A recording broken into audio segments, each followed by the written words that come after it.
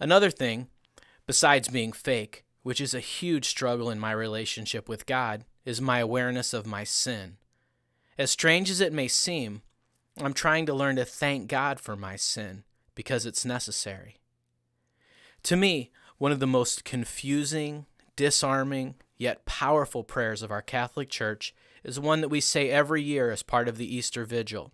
It goes like this: "O happy fault, O necessary sin of Adam, that won for us so great a Redeemer." How can this be? How can we call a fault a happy thing? How can we call sin necessary? It seems to make no sense, and yet it's something that our church boldly proclaims every year in the midst of the greatest of all celebrations, the resurrection of Christ.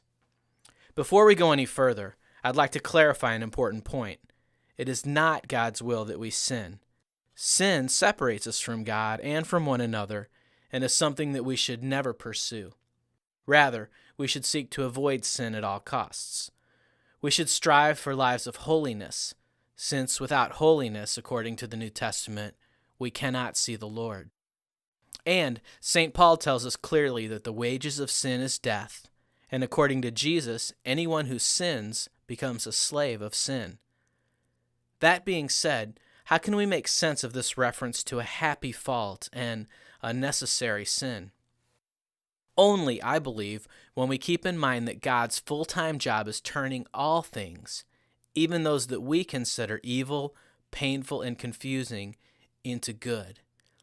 One of my favorite Bible verses, Romans 8:28, says, "We know that all things work for good, for those who love God, who are called according to His purpose." I've seen this happen countless times in my own life, and in the lives of my friends, and in our world. I sin, and it brings me back to God in repentance. A tragic illness gets people praying in the hope for healing. A drug addict enters treatment and finds true freedom. The devastation of a tsunami or a hurricane brings out the kindness and generosity that had been hidden deep in the hearts of people throughout the world. I could go on and on.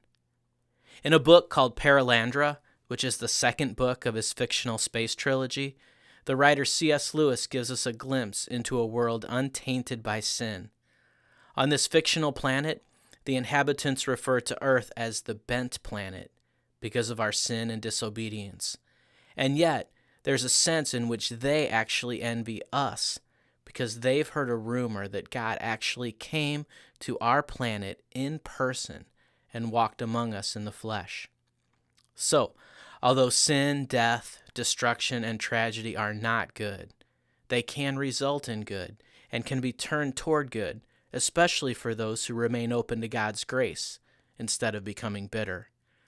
As a friend of mine said recently, God teaches us in the resurrection that death and destruction are not the final word.